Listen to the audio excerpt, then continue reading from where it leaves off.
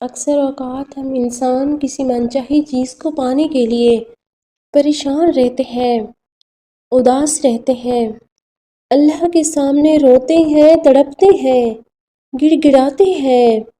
ہم جاننا چاہتے ہیں کہ اللہ ہماری منچاہی چیز پر راضی ہے کہ نہیں، کب اس کی عطا کے دروازے ہمارے لیے کھلنے والے ہیں۔ اور کبھی کبھار اسی چاہ میں ہم اللہ سے شکوہ بھی کر بیٹھتے ہیں کہ اے اللہ، کہاں ہے تیری مدد؟ کب تو ہمیں نوازے گا؟ کب تو ہمیں ہماری منچاہی چیز سے ملوا کر ہمیں مکمل کر دے گا؟ تو سنو، تمہاری اس پریشانی کا اللہ تعالیٰ قرآن پاک میں اتنی خوبصورتی سے جواب دیتا ہے کہ آسمانوں اور زمینوں کی بادشاہی صرف اللہ تعالیٰ کے لیے ہے، اور اللہ کے سوا نہ کوئی تمہارا دوست ہے اور نہ ہی مددگار۔ میں جانتی ہوں جب تمہارے لیے آزمائش کی آذان بلند ہو جاتی ہے تو تم پر آنسوں کے سجدے فرض ہو جاتے ہیں، اور میں یہ بھی جانتی ہوں کہ تمہارے لیے ضبط کا وضو سنبھالنا بہت مشکل ہوتا ہے جب تمہارے صبر کی نماز اتنی زیادہ لمبی ہو جاتی ہے۔ یاد رکھو، آزمائش تو ہمیشہ ہوتی ہی اسی چیز سے ہے جو تمہیں اپنی جان سے بھی زیادہ پیاری ہوتی ہے، جسے کھونے سے تم ڈرتے ہو۔ لیکن تم یہ بھی تو یاد رکھو نا کہ اگر تمہارے ہاتھ دعا کے لیے اٹھ رہے ہیں تو یہ نشانی ہے اس بات کی کہ اب اللہ نوازنے والا ہے، کیونکہ وہ دعا کی توفیق انہی ہاتھوں کو دیتا ہے جن کو وہ خالی ہاتھ نہیں لوٹانا چاہتا۔ اور جب وہ توفیق دعا تمہارے مقدر کا حصہ لکھ دیتا ہے نا، تو پھر قبولیت کے معجزے خود بخود ہونے لگتے ہیں۔ لیکن اس سب میں کہانی ہے توکل کی، تمہارے یقین کی۔ جب تمہارا توکل اتنا مضبوط ہو جائے گا کہ اللہ ہمیں کبھی بھی خالی ہاتھ نہیں لوٹا سکتا، تب تمہارے لیے معجزے ہوں گے۔ جیسے اللہ نے مچھلی کے پیٹ میں اپنے بندے کی دعا سنی، پھر یہ کیسے ہو سکتا ہے کہ وہ تمہاری نہ سنے؟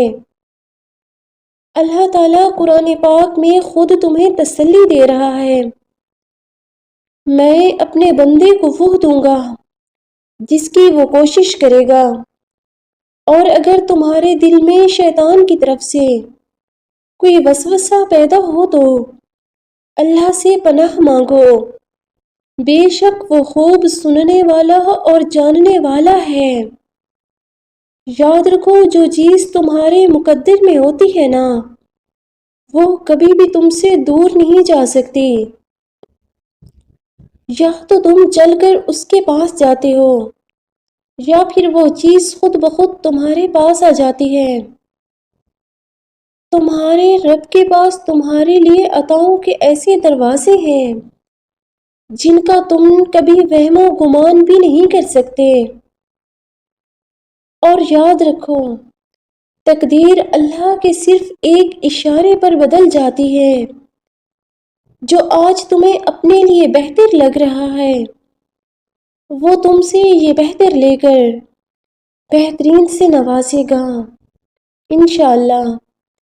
سورہ یوسف مثال ہے اس بات کی کہ وہ آزماتا ہے اس چیز سے جو تمہیں حد سے بھی زیادہ پیاری ہوتی ہے، تاکہ اس چیز کے ملنے کی تڑپ تمہیں اللہ سے ملوا دے۔ کیا تم نہیں جانتے کہ ہر راستے کی کوئی نہ کوئی منزل ضرور ہوتی ہے؟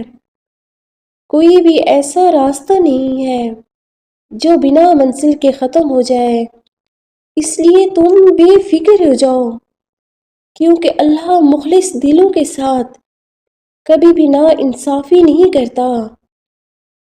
سجدے مکمل کرنے والوں کی کہانیاں اللہ کبھی بھی نامکمل نہیں چھوڑتا، کیونکہ وہ تو خود فرماتا ہے کہ سب کو چھوڑ کر مجھ پر اندھا اعتماد کر لو، مجھ پر یقین قائم رکھو، میں اپنے وعدوں کا بڑا سچا ہوں۔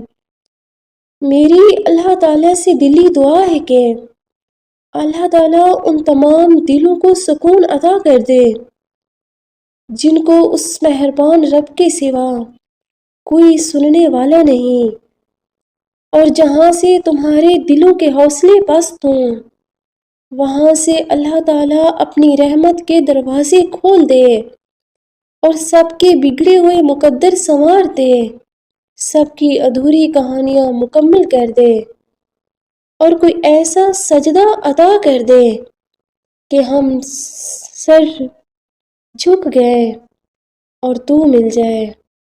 آمین۔